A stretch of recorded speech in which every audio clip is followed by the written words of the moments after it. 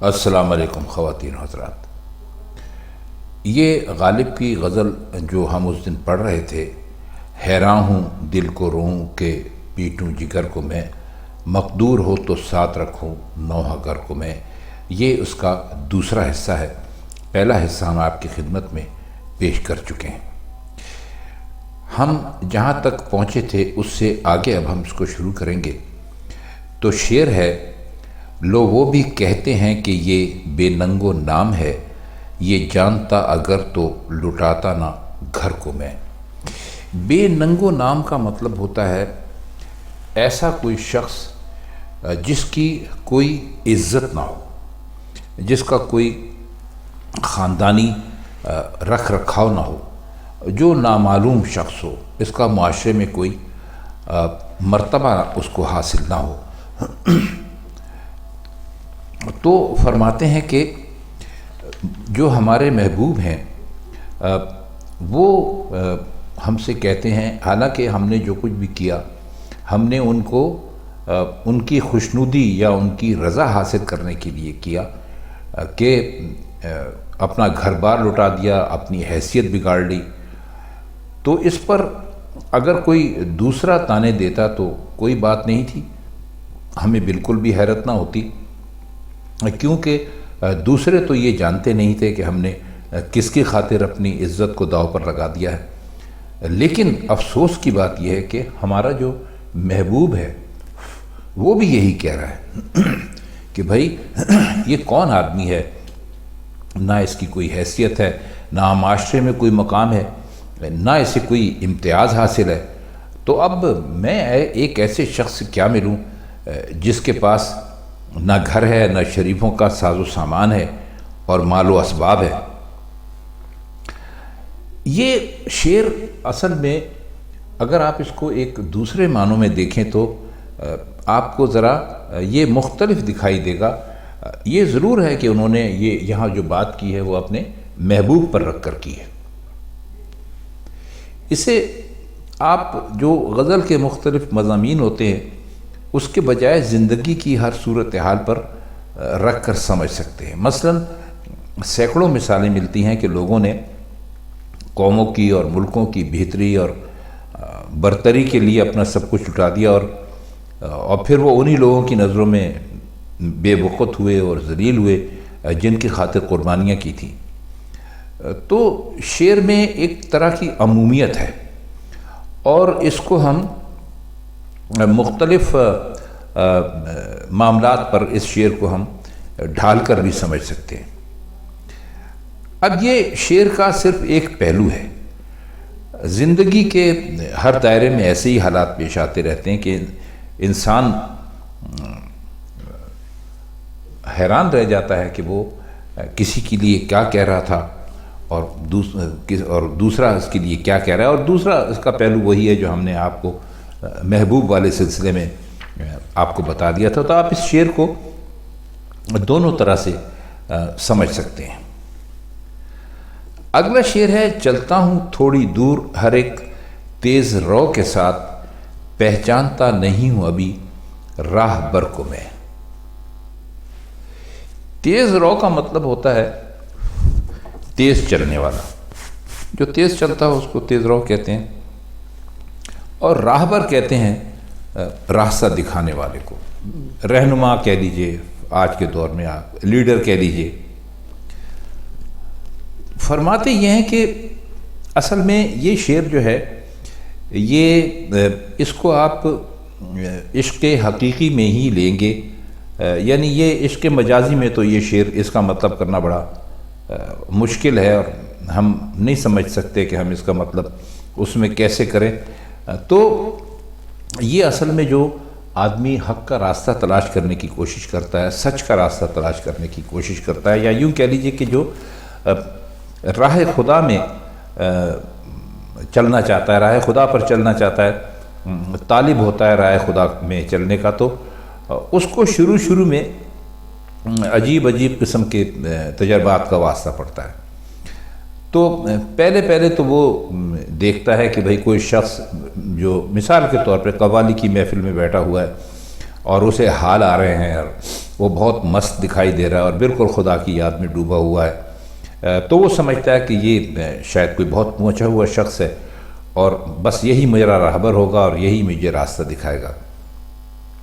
یا کوئی شخص ایسا کوئی کرشمہ دکھا دیتا ہے تو وہ سمجھتا ہے کہ بھائی یہ بھی اللہ والا لگتا ہے، تو وہ اس کے ساتھ ساتھ پھرنے لگتا ہے۔ لیکن پھر جب کوئی اس سے بڑھ کر نظر آتا ہے تو پھر اس کے پیچھے چل پڑتا ہے۔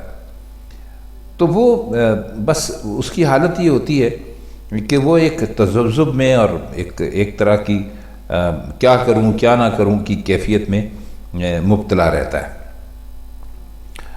اب اس شعر کو مزید سمجھنے کے لیے آپ یوں سمجھ لیجئے کہ زندگی کے جو ہر شعبہ ہے اس میں ایسے حالات پیش آتے رہتے ہیں کہ انسان جس شخص کو دوسروں کے مقابلے میں ذرا تیز چلنے والا پاتا ہے، اس کا دامن اس امید پر تھام لیتا ہے کہ اس کے ذریعے سے وہ بھی منزل مقصود پر پہنچ جائے گا، اور پھر تھوڑے فاصلے تک ساتھ چلتا ہے، پھر لگتا ہے کہ نہیں منزل بہت دور ہے اور یہ شخص تو مجھے وہاں تک نہیں پہنچا سکتا، تو پھر وہ تھک ہار کر بیٹھ جاتا ہے اور کسی اور تیز رفتار کا انتظار کرنے لگتا ہے۔ اور یہ کیفیت اس وقت تک اس پر طاری رہتی ہے جب تک وہ اس کو کوئی سچا رہنما یا سچا رہبر کو پہچاننے کی اس کے اندر صلاحیت پیدا نہ ہو جائے۔ تو آپ دیکھیں جو قومی خدمت کے دائرے ہیں اس میں عموماً ایسی مثالیں زیادہ ملتی ہیں۔ تو اس طرح کے جو اشعار ہیں وہ دوسرے شاعروں کے ہاں بہت کم ملتے ہیں، لیکن غالب کے ہاں یقیناً ملتے ہیں۔ شعر ہے کہ خواہش کو احمقوں نے پرستش دیا قرار، کیا پوچھتا ہوں اس بتے بے داد گر کو میں۔ پرستش کا مطلب ہوتا ہے پوجنا، عبادت کرنا، اور پوجنے کا مطلب آپ جانتے ہیں، اور بتے بے داد گر سے ان کی مراد یہ ہے، بت اصل میں شاعر جو ہیں اپنے جو ان کے محبوب ہوتے ہیں، آپ نے پڑھا ہوگا ان کو صنم یا بت کہتے ہیں، اور بیداد گر کا مطلب ہوتا ہے ظلم کرنے والا۔ فرماتے یہ ہے کہ بھائی میں تو جو میرا ظالم محبوب ہے میں تو اس کی چاہت میں مبتلا ہوں، لیکن جو عقل کے اندھے ہیں اور احمق ہیں وہ یہ کہتے ہیں کہ یہ اس کی عبادت کرتا ہے، انہوں نے سمجھ لیا کہ میں اسے خدا سمجھ کے پوج رہا ہوں۔ یہ کتنا اندھیر اور کیسی انہونی بات ہے اور کتنی زیادتی کی بات ہے۔ اصل میں شعر کی اصل خوبی یہ ہے کہ خود عاشق کو پرستش اور خواہش کے درمیان جو ایک باریک سی لائن ہے، باریک سی لکیر ہے، اس کی تمیز نہیں ہے۔ وہ جس شے کو خواہش قرار دے رہا ہے عملاً وہ پرستش کی صورت اختیار کر چکی ہے۔ لوگ ٹھیک کہہ رہے ہیں کہ عاشق نے محبوب کو پوجنا شروع کر دیا، لیکن عاشق حقیقی حالت سے بے خبری کے عالم میں اسی بات پر زور دیا جا رہا ہے کہ میرے دل میں تو اس کے لیے صرف چاہ ہے، اور جو لوگ پرستش کا طعنہ دیتے ہیں تو وہ انہیں احمق قرار دے کر یعنی اپنے دعوے کو سچا ثابت کرنے کی کوشش کر رہا ہے۔ شعر دیکھیے کہ پھر بے خودی میں بھول گیا راہ کوئے یار، جاتا وگرنہ ایک دن اپنی خبر کو میں، جاتا وگرنہ ایک دن اپنی خبر کو میں۔ بے خودی کا مطلب ہوتا ہے اپنے ہوش و حواس میں نہ رہنا، اور راہ کہتے ہیں راستے کو، اور کوئے یار کہتے ہیں وہ گلی سمجھ لیجئے کہ جہاں پر محبوب رہتا ہے، اور وگرنہ جو ہے یہ ورنہ کے معنوں میں یہاں استعمال ہوا ہے۔ تو عاشق ایک مرتبہ محبوب کے کوچے میں یا گلی میں پہنچا اور اپنا سب کچھ کھو کر ایک مستی کے عالم میں واپس آیا، اور اسی عالم میں اس نے کئی مرتبہ پھر وہاں جانے کی کوشش کی، لیکن جو بے خودی کا عالم طاری تھا اس کی وجہ سے راستہ بھولتا رہا اور بجائے وہاں کے کہیں اور پہنچ گیا۔ اب وہ پریشان ہے، کہتا ہے دیکھیے میں نے پھر کوئے یار کا ارادہ کیا تھا کہ میں وہاں جاؤں گا، لیکن مجھ پہ تو ایسی ایک بے خودی ان کے حسن کی وجہ سے طاری ہو گئی، ورنہ وہاں ضرور جاتا اور اپنی خبر لے کر آتا۔ اب چونکہ پہلی مرتبہ وہاں جاتے ہی بے خود ہو گیا تھا، یعنی اپنا آپ وہاں کھو آیا تھا، اس لیے خود تو اسے کچھ خبر نہیں کہ وہاں جائے تو اپنا پتہ لے کہ بھائی کیا حالت ہوئی۔ شعر میں بے خودی کے لفظ سے جو گہرے معنی پیدا ہوئے ہیں وہ مرزا غالب کا ہی حصہ ہے۔ آئیے شعر دیکھیے کہ اپنے پہ کر رہا ہوں قیاس اہل دہر کا، سمجھا ہوں دل پذیر متائے ہنر کو میں۔ قیاس کا مطلب ہوتا ہے سمجھنا، اور دل پذیر کا مطلب ہوتا ہے دل میں سما جانے والا یا دل میں اتر جانے والا۔ اور اہل دہر کہتے ہیں دنیا کے لوگوں کو۔ تو فرماتے یہ ہیں کہ میں عقل و دانش اور بصیرت کو دل میں اتر جانے والی چیز سمجھتا ہوں۔ یہ ایک ایسی متاع ہے، متاع کا مطلب ہوتا ہے دولت یا قیمتی خزانہ یا قیمتی چیز سمجھ لیجئے۔ یہ ایک ایسی متاع ہے جس کے حسن اور خوبی اور فضیلت میں کوئی دو رائے نہیں ہو سکتی۔ اپنے آپ پر میں قیاس کرتے ہوئے سمجھتا ہوں کہ دنیا بھر کے لوگوں کی یہی کیفیت ہے۔ اپنے آپ پر قیاس کرتے ہوئے یعنی جیسا کہ میں اپنے آپ کو سمجھ پایا ہوں، جیسا میں ہوں ویسے ہی میں دنیا کے لوگوں کو بھی سمجھتا ہوں۔ لیکن کہتے ہیں کہ یہ میری غلط فہمی ہے، حقیقت اس کے بالکل الٹ ہے۔ اہل دنیا کے نزدیک یہ چیزیں کچھ قدر و قیمت نہیں رکھتی، اور میرے لیے ساری دنیا کو اپنا ہم خیال اور ہم ذوق سمجھنا بالکل ہی درست نہیں ہے۔